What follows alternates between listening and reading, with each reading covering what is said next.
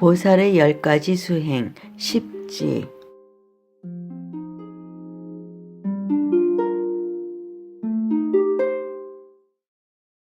거룩한 부처님 열의 도, 미묘하여 알기 어렵고 생각해도 또 생각을 떠나서도 보려 해도 볼 수가 없는 것, 생겨나는 것도 더욱 멸하지도 않아 성품이 깨끗하고 항상 고요해 물도 먹고 총명한 사람, 그의 지혜가 논이는 곳이라네. 스스로의 성품은 본래 텅 비고 고요하여 둘도 아니고 다하지도 아니하네. 윤회 세계도 벗어나 열반이 평등함에 머물러 있어 처음도 중간도 끝도 아니어서 말로서는 설명할 수가 없나니 과거 미래 현재를 초월한 것이 그 모습 마치 허공과도 같네. 부처님 논이시는 곳은 곧 정멸의 세계, 그곳은 말로는 도달하지 못하며 십지의 여러 행도 이와 같아서 말하기도 느끼기도 어렵기만 하네. 지혜를 일으키는 부처님 경계, 마음을 떠나서는 생각할 수 없으니 온과 개와 12초의 문도 아니니 지혜로나 알지 뜻으로는 못 미쳐 허공을 날아가는 새의 발자취처럼 설명도 보여줌도 모두 어려워라. 십지 깊은 이치 그와 같아서 마음과 뜻만으론 깨달을 수 없다네. 자비의 마음과 원과 힘으로 여러 지에 들어가는 행을 내어서 차례로 도달하는 원만한 그 마음, 지혜로나 미칠까 생각으론 안 돼. 이 경계는 보기 어렵고 안다 해도 설명할 수 없으니 부처님 힘 빌어 설명하리니 그대들 공경하여 잘 받으시오. 이렇게 지혜로나 들어가는 행, 억겁을 설명해도 다 할 수 없어. 내 지금 간략하게 설명하여서 진실한 뜻 남음이 없게 하리니 일심으로 공경하여 기다리시오. 부처님의 힘 빌어 설명하리라. 빼어난 법 미묘한 부처님 말씀 비유와 글자로 이해되게 하리라. 부처님의 한량없는 신통의 힘이 모두 다 나의 몸에 들어왔으니 이것은 참으로 보여주기 어렵지만은 내 이제 조금만 설명해 보리라. 금강장 보살이 개송. 갑자기 이게 웬 날벼락 같은 개송이냐라고 생각 드실지 몰라도 명색이 화엄경 해설서인데 화엄경의 참맛을 쓴맛인지도 모르겠지만 조금이라도 보여드려야 하지 않겠습니까? 화엄경의 원래 경명은 대방광불 화엄경입니다. 경명을 설명드리면 대자는 온갖 것을 포함하여 한량없이 큰 것을 이름하고 방자는 모든 법의 모범이 되어 변치 않는 체성을 갖추고 있음을 이름하고 광은 그 덕이 널리 우주에 간통함을 이름하고 불자는 마음의 과를 가리킨 것이니 마음이 해탈한 곳을 불이라 이름하고 화자는 마음의 인을 가리킨 것이니 마음의 행을 꽃에 비유한 것이고 엄자는 마음의 공을 가리켜 마음이 공덕을 지어 꾸미는 것을 엄이라 하고 경자는 마음의 가르침인 교이니 이름과 말을 일으켜서 이치를 설명하기 때문에 경이라 한 것입니다. 화엄경은 세 가지 본이 있는데 60화엄, 80화엄, 40화엄 등입니다. 여기서 60, 80, 40 등은 권수를 의미하는데 60화엄 하면 60권으로 이루어져 있다는 뜻입니다.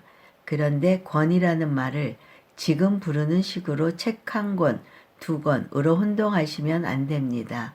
원래 권은 두루마리를 뜻하는 말입니다. 책의 제본이 현재와 같은 방식으로 된 것은 실은 오래되지 않았습니다. 그 전까지는 글을 직접 필사하거나 새겨서 두루마리 형태로 만들고 그 두루마리 하나를 한 권이라 불렀던 것입니다. 그러니까 한 권의 실제 내용의 분량은 지금의 한 권보다 훨씬 적었던 것입니다. 저는 고등학교 때 고전을 좀 읽었는데 권련을 피워 물었다로 번역한 관련이 처음에는 무슨 뜻인지 몰랐습니다. 관련은 두루마리 담배를 가리키는 말이니 사실 시가렛인 것입니다. 그건 그렇고 60화엄 하면 두루마리 60권으로 된 화엄경을 말하는데 60화엄은 동진시대의 불타 발타라에 의해 418년에서 420년에 번역되었고 80화엄은 대주 695년에서 699년 시대 실차 난타에 의해 번역되었고 40화엄은 당 795년에서 798년이 반야다라가 번역하였다고 전해집니다. 천태의 교판에 의하면 아함경을 12년간, 방등경을 8년, 반야경을 21년, 그리고 마지막으로 법화경을 8년간 설하시고 화엄경은 부처님께서 성도하신 후 최초 37일, 즉 21일 동안 말씀하신 경이라는 것입니다. 화엄경은 산스크리트어의 원본은 다사부미카라고 불리는 십지품과 간디뷰하라고 불리는 입법계품 외에는 전해지지 않고 있습니다. 경의 나머지 품들은 대략 서기 250년에서 350년대에 편성되어 오늘날 대경의 면모를 갖추게 된 것으로 학자들은 분석하고 있습니다. 이러한 정황으로 보아도 화엄경의 핵심은 십지품과 입법계품에 있음이 분명해 보입니다. 그 말은 화엄경 중 십지품과 입법계품만을 잘 이해해도 화엄경의 큰 의미는 충분히 파악할 수 있다는 것이기도 합니다.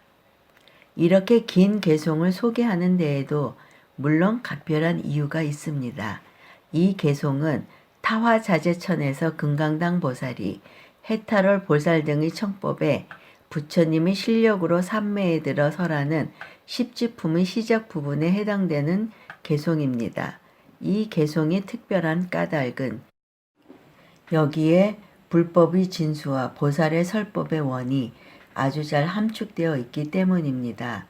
더욱이 이 십지품은 성부를 이루기 위한 보살의 수행차제가 가장 구체적으로 묘사되어 있는 유일한 경이기도 합니다. 또한 이 십지품은 거룩한 보살의 서원을 담고 있는 경이기도 합니다. 이 서원은 사홍서원과는 그 차원이 다릅니다. 보살들의 서원은 결국은 중생구제를 그 목적으로 하고 있다고 간단히 말할 수 있지만 십지품에서의 보살의 서원은 결코 중단됨이 없이 영원 무궁토록 전개되는 것이라고 밝히고 있습니다. 그 연유를 중생세계와 허공세계, 온갖 법계 등이 끝나지를 않을 것이라고 하시며 그 서원을 이루기 위한 수행의 방법으로 십바라미를 설하시는 것입니다. 참으로 숙연하고 그 장엄함은 읽는 이로 하여금 큰 신심과 환희심은 물론 부처님 법을 만난 것이 인생에 얼마나 큰 행복인가를 되새기기에 충분하고도 남습니다. 경전의 표현을 빌리자면 희유난사, 드물고 어려운 한 일임을 뼈저리게 느끼도록 감동적입니다. 이제 온 세계의 바닷물 중 그 한 방울의 맛을 보게 해드리는 심정으로 수행, 그렇습니다. 경에서도 진정 수행이라 이름할 수 있는 경지는 이 십지에서부터다 라고 합니다. 의 10단계를 소개합니다. 참고로 역사상 첫 번째 단계인 환희지에 들어간 사람은 인도의 용수, 중론, 회쟁론, 대지도론, 십주비바사론 등을 저술함과 미륵, 역시 인도 사람으로 대승장엄 경론송, 변중변론송, 금강반야 경론송, 분별유가론, 유가사지론의 저자 뿐일 것이라고 합니다. 1. 환희지, 기쁨에 넘치는 지위. 2. 이구지, 번뇌의 때를 벗은 지위. 3. 발광지, 지혜의 광명이 나타나는 지위. 4. 염해지, 지혜가 매우 치성한 지위. 5. 난승지, 진재와 속재를 좋아하여 매우 이기기 어려운 지위. 6. 현전지, 지혜로 진열을 나타내는 지위. 7. 원행지, 광대한 진리의 세계에 이르는 지위. 8. 부동지, 다시 동요하지 않는 지위. 9. 선해지, 바른 지혜로 설법하는 지위. 10. 법은지, 법에 큰 비를 내리는 지위. 여기서 꼭 기억하셔야 할 것이 이 10단계를 채로 삼되 그것이 행으로 나타나면 10바라밀이 되는 것입니다. 화엄경의 말씀을 그대로 옮기자면 제1환희지의 보살은 보시바라밀을 주 수행으로 삼는다. 그렇다고 나머지 바라밀을 수행하지 않는 것은 아니다. 제2이구지의 보살은 지계 바라밀을 주 수행으로 삼는다. 그렇다고 나머지 바라밀을 수행하지 않는 것은 아니다. 이런 식으로 설명을 하여 제10법은지 보살은 지 바라밀을 주 수행으로 삼는다. 그렇다고 나머지 바라밀을 수행하지 않는 것은 아니다. 라고 10지와 10바라밀을 대비시키고 있는 것입니다. 이제 여러분은 이 10지에 대한 설명을 북한 학자들의 해석으로 보실 수 있는 아주 특별한 경험을 하실 겁니다. 사실은 화엄경 중 특히 이 부분의 해석은 이통현 635년에서 730년 또는 646년에서 740년 중국의 주석을 최고로 칩니다. 그런데 이통현의 주석을 늘어놓으면 읽으시는 분들 대부분이 이해가 안 되는 차원을 넘어 너는 알고 옮기는 거냐 하며 저를 원망하실 겁니다. 저도 그 대답에는 그래 안다 할 수 없기에 이 십지품의 해설에 한해서 북한의 8만 대장경 해제본을 택해 본 것입니다. 제가 가지고 있는 북한 해제본은 북한의 사회과학 출판사에서 1992년 발행한 것으로 소위 완전 북한산입니다. 말하자면 남한에서 복사본으로 만든 것이 아니라 북한에서 제본과 인쇄까지 한 책이라는 말씀입니다. 몇 년 전 북한과의 교류가 활발했을 때 한 수입업체가 재미있는 사실은 이 업체는 출판사가 아니란 것입니다. 한정판으로 수입한 것을 제가 운 좋게 구입한 것입니다. 북한 사회과학연구원 민족고전연구소 이름으로 1991년 4월 쓴 출간의 말에서 이 8만 대장경 해제 10억 원은 이미 1987년에 출판되었던 25권의 해제본을 수요자들의 요청과 사회적 관심을 고려하여 편의상 15책으로 묶어 재판한다고 밝히고 있습니다. 이 8만 대장경 해제 15권은 각 권의 마지막 장에 집필, 교열, 편집, 장정, 교정자의 이름을 명시했는데 장정을 제외한 나머지 일에는 책마다 이름이 달라 여러 사람이 참여했던 것이 분명합니다. 더욱이 가장 중요한 집필은 각 500쪽 내에 달하는 한 권당 3명의 이름이 거론된 것으로 보아 많은 학자가 동원된 국가적 사업임이 분명해 보입니다.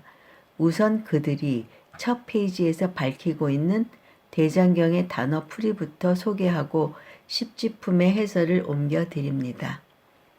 일반적으로 대장경, 일체경이란 불교 경전과 불교 관계 책들을 집대성하여 묶어 놓은 불교 총서를 의미한다.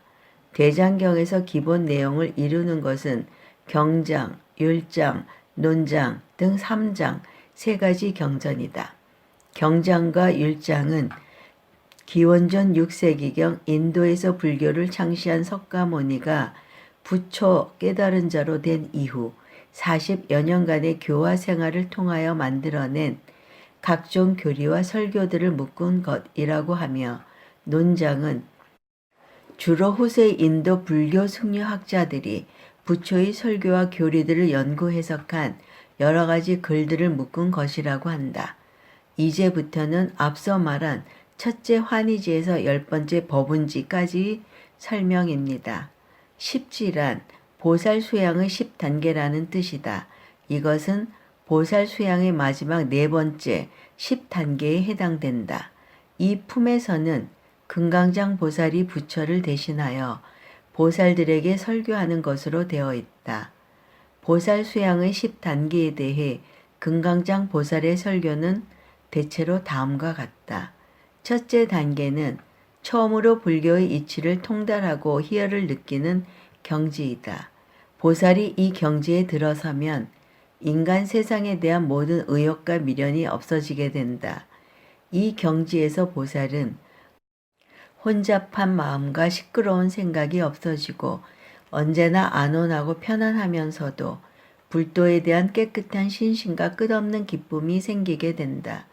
이 경지에서 혼잡한 마음으로 시끄러운 생각이 없어지게 되는 것은 나라는 생각을 버렸으므로 모든 시름과 공포증이 사라졌기 때문이다.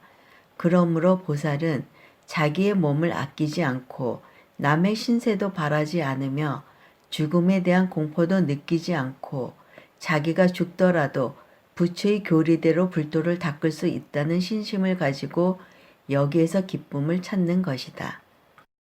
또한 보살은 불교의 이치를 통달하고 희열을 느끼는 경지에 들어서려면 사람들을 구제하는 방법과 수단의 묘리를 가지고 있어야 한다. 보살이 사람들을 구제하는 방법과 수단의 묘리를 아는 것은 마치 어떤 큰 상인이 자기 밑에 여러 장군들을 데리고 멀리 큰 거리로 물건을 팔러 갈 때에는 우선 떠나기 전에 그들이 가는 동안에 숙식해야 할 곳과 있을 수 있는 위험한 지대를 알아보고 필요한 대책을 세워가지고 떠나는 것과 같다. 보살이 사람을 구제하는 방법과 수단의 묘리를 지니려면 모든 것을 아는 부처의 지혜를 닦아서 대승불교를 끝까지 신앙하는 마음, 불행한 사람을 불쌍히 여기는 마음, 남에게 자비를 베푸는 인자한 마음, 모든 미련을 버리는 깨끗한 마음을 간직하는 것이다. 그러나 보살은 이 희열을 느끼는 경지에 들어섰다고 하여 만족해하거나 자만하지 않고 부처가 가르쳐준 대로 불도 수양에 더 큰 힘을 넣는다.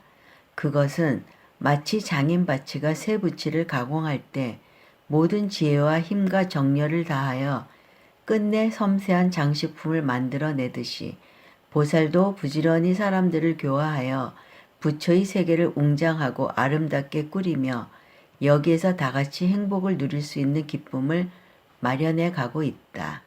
둘째 단계는 모든 더러움을 씻어버리는 경지이다. 보살이 모든 더러움을 씻어버리는 경지에 들어서기 위해서는 정직한 마음과 참을성 있는 마음을 비롯하여 10가지 깨끗한 마음을 지녀야 한다. 보살이 이 경지에 이르면 마음이 저절로 온순해지기 때문에 일체 살아있는 목숨을 끊지 않으며 남의 물건을 훔치지 않고 남과 다투지 않으며 거짓말을 하지 않고 남에게 악담을 퍼붓지 않으며 재물을 탐내지 않고 도리에 어긋나는 행동을 하지 않는다.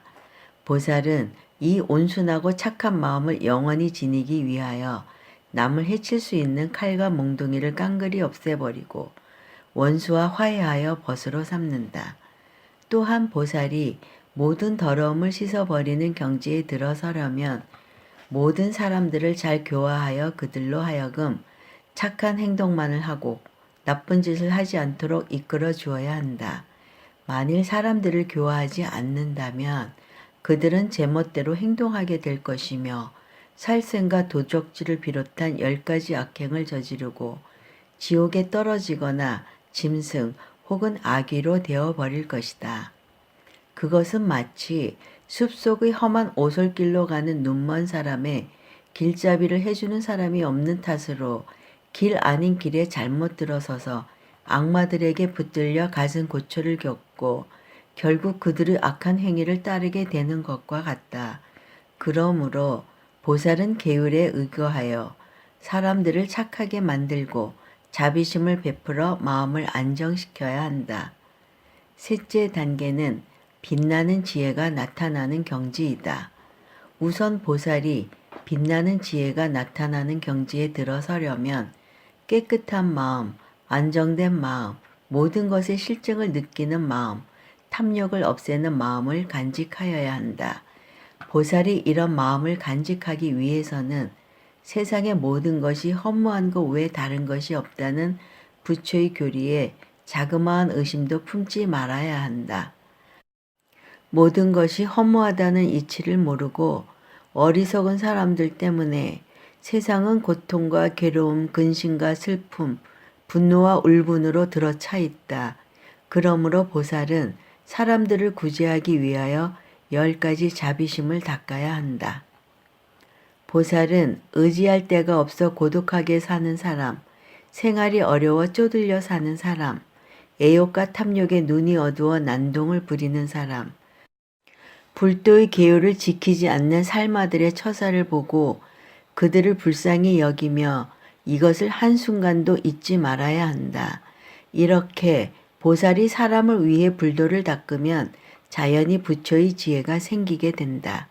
또한 보살은 모든 의욕을 없애고 빛나는 지혜가 나타나는 경지에 들어서려면 부처를 섬기고 받들며 그의 교리에 의거하여 불도를 닦아야 한다. 보살은 자신이 가지고 있는 모든 재물을 아끼지 말고 부처에게 섬기고 사람들에게도 나누어 주며 설사 남의 값진 보물을 보더라도 부러워하지 말아야 한다. 그리고 보살은 이미 자비심을 닦은 것만큼 부처의 교리를 소중히 여기고 모든 사람들에게 해설해 주어야 한다.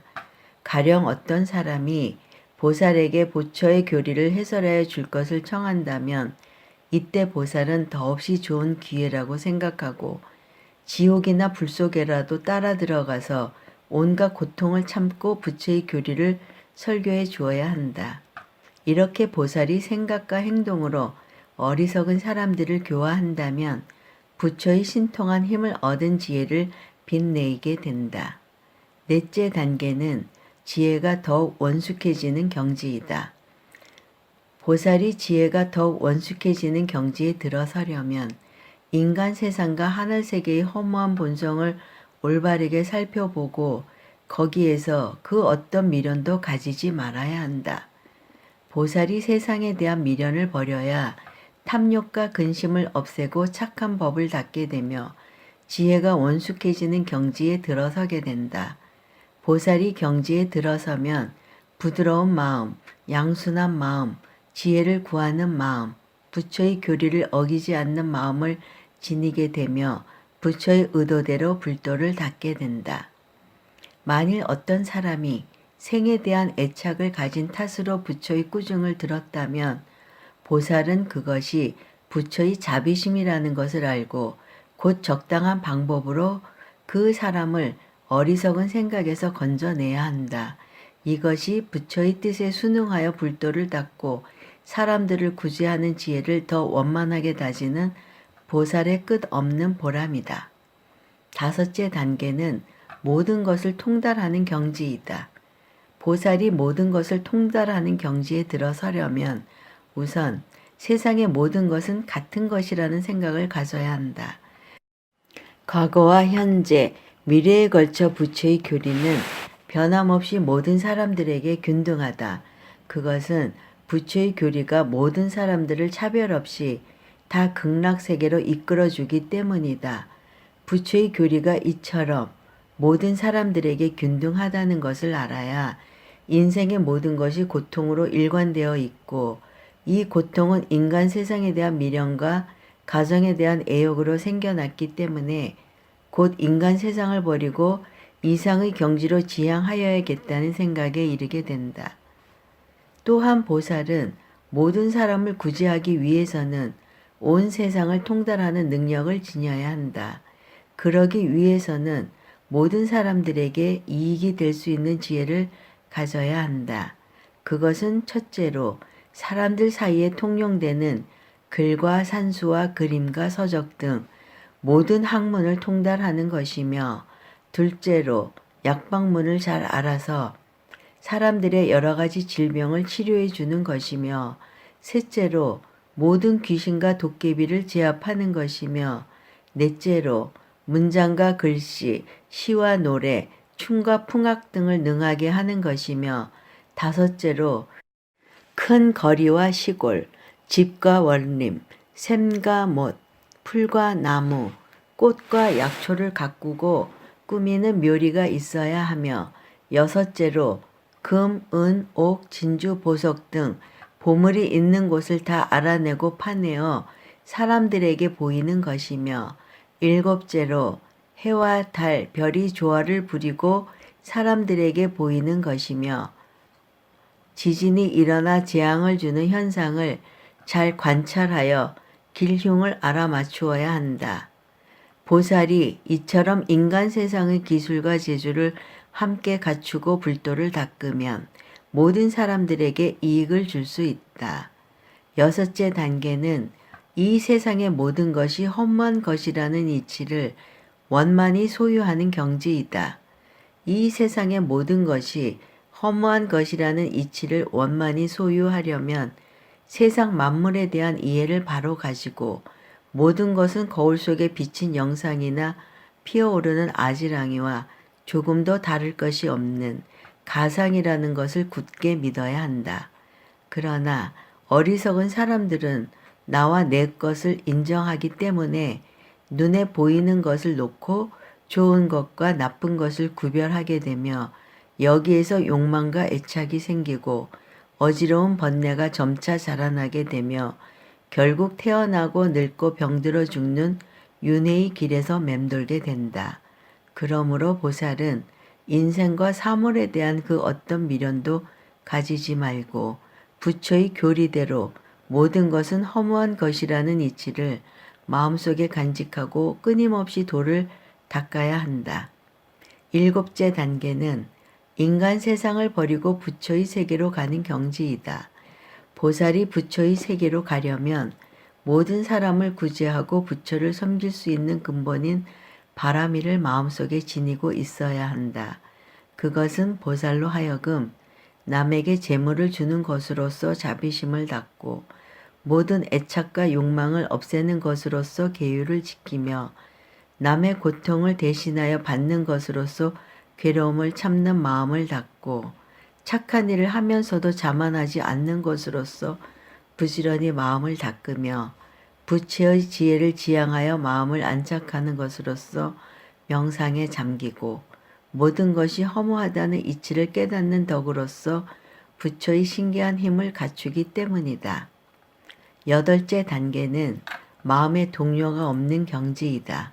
보살이 이 경지에 들어서면 몸과 마음이 안온하고 편안해진다. 이것은 마치 어떤 사람이 꿈속에서 강물에 빠져 죽을 지경에 이르렀으나 그가 꿈에서 깨어나면 그런 고통이 있었던가 생각하면서 편안히 앉아 있게 되는 것과 같다. 보살이 닦는 마음의 수양도 이와 마찬가지로 몸과 마음이 안온하다고 해서 해이하지 말고 마음의 동요가 없이 계속 부처의 교리를 따라 어리석은 사람들을 불쌍히 여기는 마음을 쉼없이 닦아야 한다. 보살은 부처의 지혜를 얻었다고 하더라도 자기를 처음으로 불도를 닦는 신자라고 생각하고 마음을 닦아야 부처의 세계에 대한 변함없는 마음을 가지고 동요 없이 대승교리를 온 세상에 퍼뜨릴 수 있다. 아홉째 단계는 부처의 지혜가 완성되는 경지이다. 보살이 부처의 지혜를 완성하면 우선 마음의 온갖 차별과 번뇌의 여러 가지 표현을 알게 되고 모든 악의 근원을 알게 되며 결국 세상의 모든 일을 통달하게 된다. 그러므로 보살은 모든 사람들의 성품과 욕망 등 온갖 차별을 알고 그에 맞게 교화하고 부처를 믿도록 한다. 또한 보살이 부처의 지혜를 완성하면 기묘한 재주와 힘을 가지게 되며 화를 막고 복을 주는 주문에 통달하게 되며 보살은 이러한 수양의 힘으로써 온 세상을 오가며 모든 사람을 구제하게 된다. 열째 단계는 큰 덕행으로 모든 사람을 극락으로 이끌어주는 경지이다. 보살이 이 경지에 들어서면 인간 세상의 모든 번뇌가 생기는 원인과 고통이 가져오는 후화를 알고 사람을 구제하는 바 업에 정통하게 된다. 또한 보살이 이 경지에 들어서면 자기 생각대로 지혜를 불러일으켜 가난한 사람들에게 자비심을 베풀고 악마들을 제압한다. 그러나 이 신기한 힘은 부처의 덕행을 지닌 보살만이 할 수 있다. 그러므로 이 경지에 들어선 보살은 부처의 자비로운 마음을 그대로 나타내어 모든 사람들을 교화하고 그들을 극락세계로 이끌어간다. 이상과 같이 이 품에서는 보살이 반드시 이 마지막 10단계의 수양 과정을 거쳐야 부처가 될 수 있다는 것을 설교하였다. 여기까지입니다. 그 수준이 제법 정도가 아니라 상당함에 아마 놀라셨을 겁니다. 이 해제본이 남한에 들어온 후 우리 학계에서도 놀랍고 당황해 하였습니다. 그 이유는 제가 생각하듯 어찌 이렇게 쉽게 풀어놓았을까 하는 그들의 실력 때문이 아니고 고려대장경 목판본은 해인사 장경각에 있는 우리의 것이 유일하다고 믿었는데 과연 그렇다면 북한에 또 다른 고려대장경판이 있다는 것인가에 대한 의구심 때문이었습니다. 설왕설래의 추측이 계속되다가 어느 제1교포가 북한이 주장한 묘향산 보현사의 8만 대장경 보존고를 직접 방문, 보존고의 사진을 입수하여 북한에는 8만 대장경 인쇄본만 보존되어 있다는 증거를 제시함으로써 일단락되었습니다.